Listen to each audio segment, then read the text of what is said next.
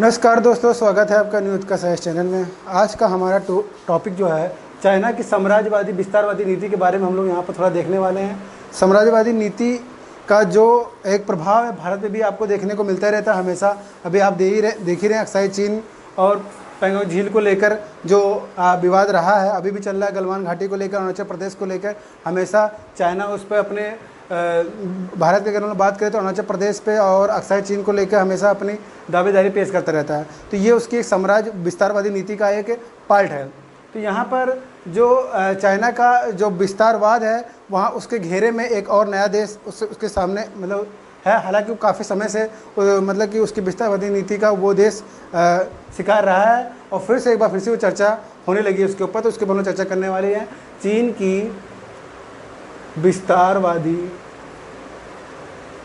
नीति की। हम लोग यहाँ पर थोड़ी हल्की सी चर्चा करेंगे और कौन सा देश उससे प्रभावित हुआ है, तो वो है ताजिकिस्तान की बात कर रहे हैं। ताजिकिस्तान की आप लोग यहाँ पर ध्यान से देख सकते हैं मैप में, जो ये सीमा है इधर, इसकी जो पूरब की तरफ की जो सीमा है, ये जब आप जब आप गूगल अर्थ पे देखेंगे तो इसकी जो बॉर्डर है वो डॉटेड डॉटेड दिखाई देगी, डॉट डॉट के रूप में दिखाई देगी। इसका मतलब ये होता है किसी भी देश की जब आप लोग जैसे भारत का देखें या किसी देश की अगर सीमा देख रहे, जो इंटरनेशनल बॉर्डर होता है किसी देश के साथ शेयर करता है, जो डॉटेड लाइन शो करता है वो डिस्ट्रीब्यूटेड एरिया की बात करता है, डिस्ट्रीब्यूटेड सीमा की बात करता है वो है। ऐसे ही अक्साई चीन जब यहाँ हम लोग देखते हैं, हम लोग भारत नेशन हम लोग बनाते हैं, तो जब हम लोग यहाँ पे इंडिया में देखते हैं तो वो सही दिखाई देता है। लेकिन जब हम लोग गूगल अर्थ पे जाकर देखेंगे तो यहाँ भी डॉटेड डॉटेड लाइन दिखाई देगी आपको। तो इसका मतलब ये जो है डिस्प्यूटेड है चाइना और भारत को लेकर, ठीक है।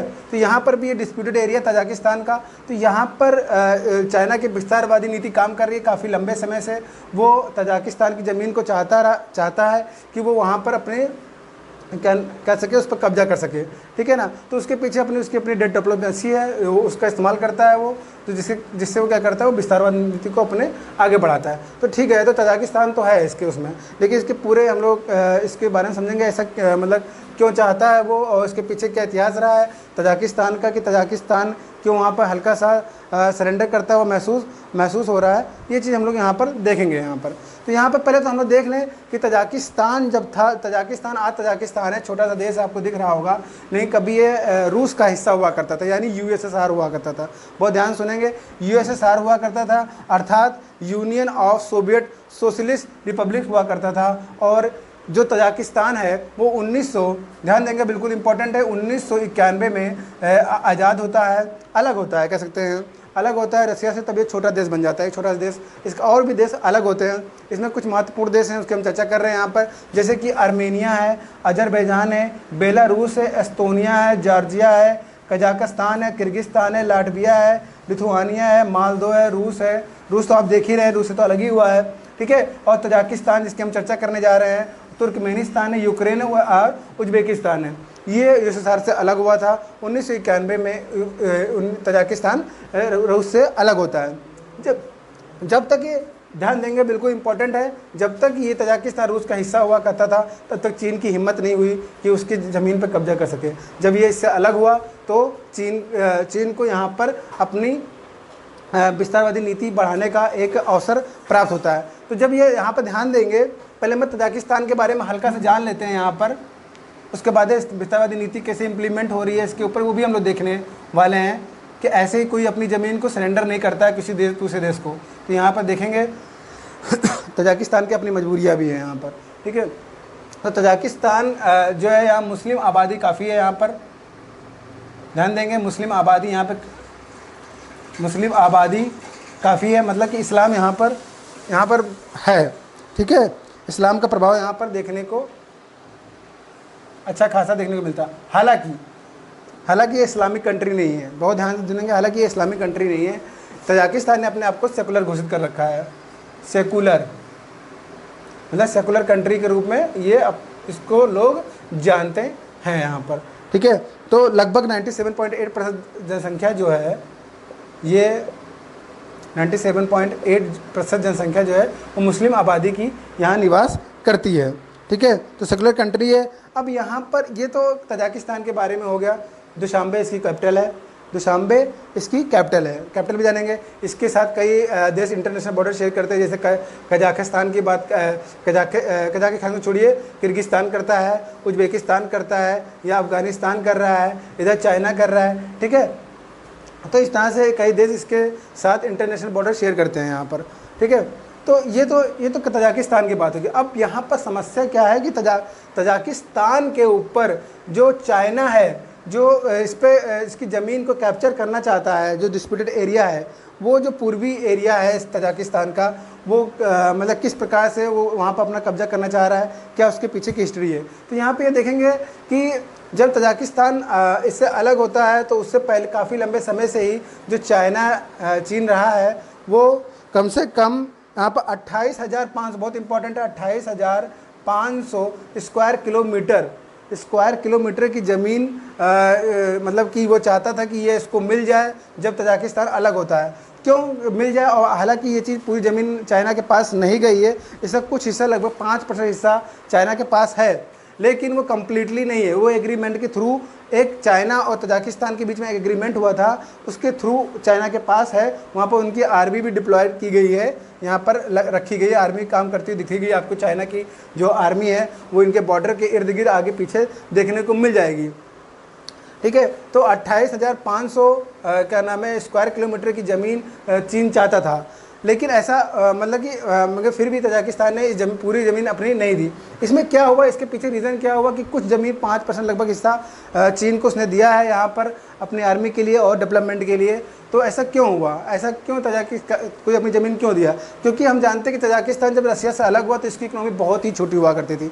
इकोनॉमी क्या, बहुत, किसी भी देश की इकोनॉमी, कोई भी घर, अगर हम लोग एक परिवार की बात कर ले, घर की बात कर ले, अगर आपके पास पैसा नहीं है तो आपको अपनी ज़मीन बेच, लोग अपने खर्चे चलाने के लिए अपनी ज़मीन बेच दिया करते हैं, लोगों को बेच दिया करते हैं, अगर उनके पास ज़मीन है तो। वैसे ही तजाकिस्तान के पास भी अपनी ज़मीन है, तो उसने कुछ हिस्सा चाइना को यहाँ पर एग्रीमेंट के माध्यम दिया। हालांकि वो कम्प्लीटली नहीं दिया है, जब एग्रीमेंट खत्म हो जाएगा तो वो उसको वापस मिल जाना चाहिए। लेकिन यहाँ पर कुछ चाइना अपना बातें अंदर, कुछ बातें ऐसी चल रही हैं कि वो इस तरह की कर सकता है अपनी विस्तारवादी नीति के तहत, कि वो हो सकता है उस एरिया को, जो 5% एरिया तजाकिस्तान ने चाइना को दिया, वो पूरा का पूरा अपने पास कैप्चर करके रख ले। तो ये चीज़ें बहुत इंपॉर्टेंट है, ठीक है। तो यहाँ पर हम बताना ये चाह रहे हैं कि तजाकिस्तान जब यूएसएसआर से अलग होता है, तब यूएसएसआर क्या चाहता था कि लोग इसके देश में आके इन्वेस्टमेंट करें, और इसको ऋण चाहिए होता है। तो ऋण को क्या करता है, तो चाइना से उसने ऋण लिया और चाइना से ये अपील की कि वो इन्वेस्टमेंट यहाँ पर इन्वेस्टमेंट करे आकर, जिसके चलते चाइना ने उनसे 28,500 स्क्वायर किलोमीटर की ज़मीन मांगी। हालांकि इतनी ज़मीन उसने देने से मना कर दिया। उसने कहा मैं कुछ हिस्सा तो दे सकता हूँ, लेकिन पूरा हिस्सा नहीं दे सकता हूँ। लेकिन पूरी नज़र जो है चाइना के 28,500 स्क्वायर किलोमीटर पर ज़मीन पर उसके काफ़ी बड़ा एरिया होता है। आप ये देख सकते हैं, लगभग 600, यहाँ पर सोच लीजिए लगभग के 5% एरिया जो हुआ, लगभग 1,000 स्क्वायर मीटर, बहुत ध्यान सुनेंगे, 1,000 स्क्वायर मीटर के आसपास का एरिया उसने चाइना को दे रखा, और चाइना की आर्मी वहाँ पर है भी। और अगर हम लोग मुंबई की बात करें, हम लोग बात करें तो वो जो पूरा एरिया है मुंबई का, वो लगभग 600 से 700 स्क्वायर किलोमीटर का है। तो उससे बड़ा एरिया उसने दे दिया है एक तरह से चाइना को, इन्वेस्टमेंट पर्पज़ से और ऋण पर्पज़ से, कि ऋण उसको मिल सके, ठीक है ना। उसी का फ़ायदा चाइना उठा रहा है। तो ये एक मतलब कि एक आजकल ये न्यूज़ में आ भी रहा है, काफ़ी लंबे, बहुत पहले भी ये न्यूज़ में आ चुका है, 2011-12 में भी ये न्यूज़ में आ चुका है कि इस तरह कोई एग्रीमेंट हुआ। हालांकि ये एग्रीमेंट मतलब कि पूरा ओपनली वर्ल्ड के सामने नहीं आया है, फिर भी ये माना जा रहा है कि ये एग्रीमेंट ऐसा हुआ है। चाइना यहाँ पर तजाकिस्तान को परेशान कर सकता है। यहाँ पर देखेंगे कि जो तजाकिस्तान की जो क्या नाम है इकनॉमी है वो लगभग GDP लगभग 8.15 बिलियन, यहाँ देखेंगे बिलियन डॉलर की इकनॉमी है। इस बहुत कम ही इसकी मतलब कि क्या नाम है इकनॉमी, बहुत ही छोटी इकनॉमी कह सकते हैं, 8.15 बिलियन की। यहाँ पर आप देखेंगे नेपाल की जो इकनॉमी है वो इससे बड़ी, लगभग 29 बिलियन डॉलर की उसकी इकनॉमी है, ठीक है ना। तो देख सकते हैं कि नेपाल से भी इसकी छोटी इकनॉमी है, इसके चलते इसको काफ़ी परेशानी शुरुआत में झेलनी पड़ी। हालांकि अब वो थोड़ा सा सशक्त हो रहा है, इकनॉमी धीरे धीरे बढ़ा रहा है। लेकिन चाइना चूँकि ये एरिया, चूँकि इसका इधर का एरिया कुछ चाइना के पास है, तो वो थोड़ा सा उसके लिए परेशानी का यहाँ बना है। तो इस तरह से आप देख सकते हैं कि चाइना की जो नीति विस्तारवादी वो किन किन देशों पर भावी रही है। उसके यहाँ पर दक्षिण चीन सागर में भी उसका प्रभाव रहा है, और यहाँ भारत तो इससे आए दिन आप देखते निपटता ही रहता है।